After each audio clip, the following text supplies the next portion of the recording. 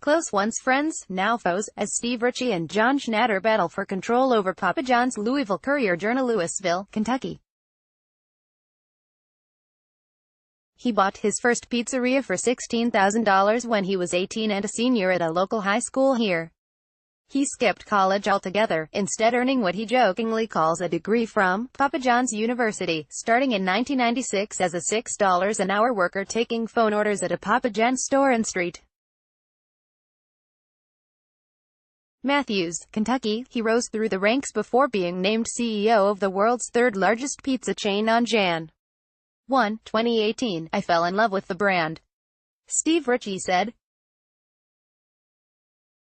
More, pizza giant Papa John's suffers from a toxic work environment. More, Papa John's founder John Schnatter says he shouldn't have resigned. More, Papa John's can't remove John Schnatter from board right away, but until Papa John's founder John Schnatter launched a very aggressive, very public effort to oust his hand-picked successor from the troubled company. You probably never heard of the 43-year-old Louisville native who has described himself as a very shy and introverted person outside of the workplace. Asked last week who his best friends are outside the company, Ritchie said he couldn't name any. Pizza is my life, he said.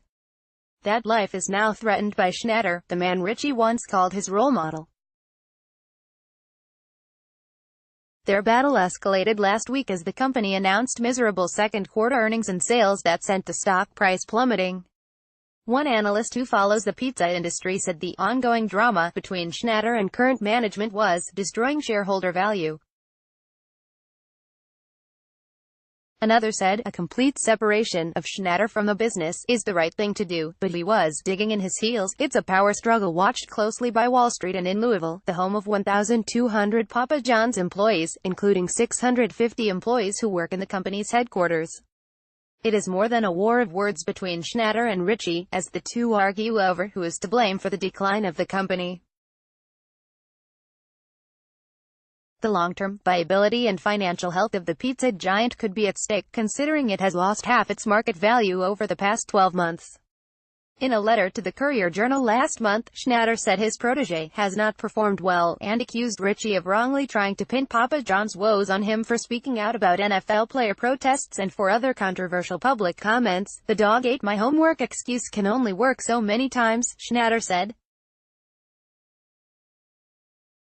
Though he was forced to step down as chairman, the 56-year-old pizza baron still owns 30% of the company, remains on its board and has said he's not going away.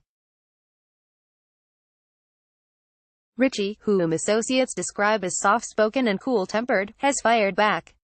In an August 7 earnings call, he said Schnatter's infamous use of the N-word during a media training session in May was very inexcusable and irresponsible, and that franchisees have expressed overwhelming support for our decision to remove John Schnatter as brand spokesman. In a private meeting in June, according to Schnatter, Ritchie insulted him. As reported by the New York Post, they were discussing hiring a new PR executive for the company and, Ritchie said, too bad she has to work for an expletive, meaning Schnatter. A spokesman for Schnatter confirmed the exchange and said Schnatter reported it to the company's top human resources officer. The company spokesman said, as far as I know, there was no report to our More, Papa John's founder. I've gotten no criticism from black community over slur. More, Papa John's estimates costs of $30 to $50 million to deal with its brand crisis. More, the wounds are still there. Group calls for Papa John's pizza boycott. So far, Ritchie seems to be winning the battle with his former boss. In a company press release Friday announcing reductions in royalties, fees and food service pricing for beleaguered franchises in the United States and Canada, Fawn Frey, president of the Papa John's Franchise Association, said, "We believe it is time for the founder to move on. It is difficult to believe, but until recently, Schnatter and Ritchie were locked in a virtual love fest," Ritchie told a local business publication, Louisville Business First, in 2013 that Schnatter's passion for excellence and drive to make others better has inspired me to constantly improve and strive to get the best out of everyone. Schnatter reciprocated in Papa, his autobiography published last year. I am so proud of Steve. He has excelled at every job he's ever held at Papa John's, Schnatter wrote. We couldn't have a more proven leader to guide Papa John's through its next stage of growth. Schnatter's story of starting the multi-billion-dollar company in the broom closet of Mick's Lounge in Jeffersonville, Indiana, is legend. But outside company headquarters at 2020 Papa John's Boulevard in Louisville, Ritchie is not widely known. Unlike Schnatter, you won't see Ritchie's name or image on pizza boxes. He largely flew under the radar until July 19, when Forbes reported on the alleged toxic culture at Papa John's, citing 3 unidentified sources who said Ritchie was present when offensive remarks were directed at female employees and just laughed along. Forbes said 6 unnamed former executives also questioned Ritchie's qualifications for the CEO job. Ritchie told the Courier-Journal he didn't witness any of the comments described by Forbes. And in an interview, Chief Information Officer Mike Nettles, whom the company selected to talk to a reporter, said Ritchie has treated women and minorities there with respect. Nettles, who was recruited to Papa John's last year from Panera Bread Co., said he ranks Ritchie at the top of the list of a dozen CEOs he has worked for in 30 years in the restaurant industry. That view was echoed by a former top executive who asked not to be identified and who vigorously disputed the anonymous criticism in Forbes. He has the heart and skills to be a CEO, Nettles said. Papa John's CEO Steve Ritchie on August 10, 2018. Photo, Michael Clevenger, Courier-Journal. Self-made pizza man Ritchie told the Courier-Journal he grew up in humble circumstances. His mother, Mary Lisa Ritchie, was 16 when he was born, and his dad, Stephen Ray Ritchie, just a few years older. The elder Ritchie, who worked for 32 years on the assembly line at Ford Motor Co., said he offered to get his son a job there. I am so thankful that he took a different path, but if he took that job, he'd probably be the CEO of Ford by now, Stephen Ray Ritchie said. Born a few days before Christmas in 1974, Stephen Michael Ritchie, the eldest of 3 children, excelled in baseball and basketball, his father said, but the main thing I saw in him with sports was his desire to be a leader of the team. Steve took his first job at a Burger King when he was 16, then went to work at Pizza Man, a small shop where owner Richard Pullman said he showed up on time and did everything you asked. After the store was robbed 4 times, Pullman sold it to Ritchie, whose late grandfather, Roger L. Fultz Jr., a longtime Courier-Journal advertising director, provided working capital over the next 2 years before joining Papa John's. I worked 14 hours a day, 7 days a week to keep that business in line and afloat, Ritchie told Louisville Business First. But it never took off. At Papa John's, where he started in 1996, his rise was steady, with a few detours along the way.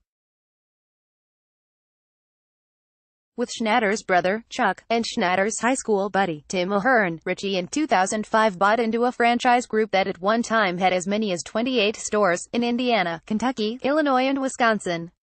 After working as a consultant to Schnatter's artisan sandwich restaurants, Calistoga, Ritchie rejoined Papa John's full-time in 2010. He was soon entrusted, at age 36, with running all 650 company-owned stores in the U.S. 2 years later, he was promoted to Senior Vice President for Global Operations, responsible for 4,200 stores in 35 countries with more than $3 billion in annual revenues. I went from running one store at 21 years old to all of them at 38, he said.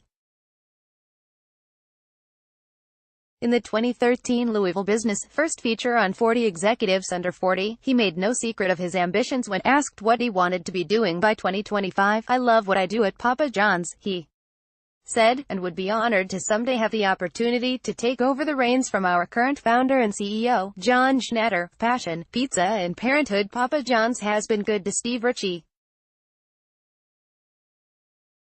He was paid $2.2 million last year in salary and bonuses, and he lives with his wife, the former Melissa Diggs, and their 2 teenage daughters in Oldham County.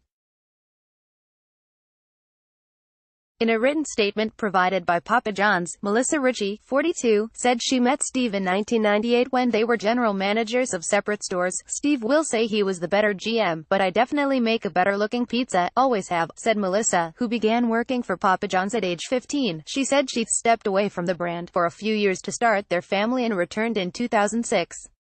She started as a culinary innovation specialist before working her way up to Senior Director of Research and Development for North America. Ritchie claims no hobbies but said he is a huge University of Louisville sports fan. Around the office, he's more comfortable in a Papa John's shirt and blue jeans than a suit, said Nettles, who described him as even-keeled and not intimidating.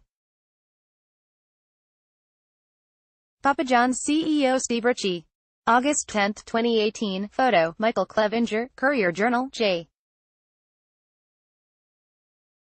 Jude Thompson, former president and co-CEO of Papa John's, said Ritchie was good both behind a restaurant counter and an executive's desk, and nobody ever was better at training managers and employees to run a store. He knew you needed different staffing on a Tuesday night than a Friday night, Thompson said.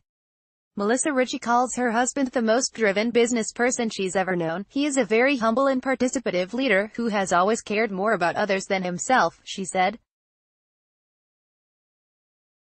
I find myself reminding Steve he cannot possibly make everyone happy, but he relentlessly strives to do everything he can for the better of our Papa John's family. Nettles said Ritchie is disheartened by the drama now swirling around the company. Steve sees the pain on the faces of employees and franchisees, he said. There has been an enormous toll on management. Nettles said he is disappointed Schnatter has turned on his protege. But Ritchie seems undeterred to the criticism. I have seen moments when he has a bit of extra weight on his shoulders, but he doesn't look like he's breaking. Nettles said, he has pretty big shoulders. Andrew Wolfson, a Wolfson at Courier-Journal.com. Twitter, @AdWolfson. Read or share this story. https://usat.ly/2ml2l5g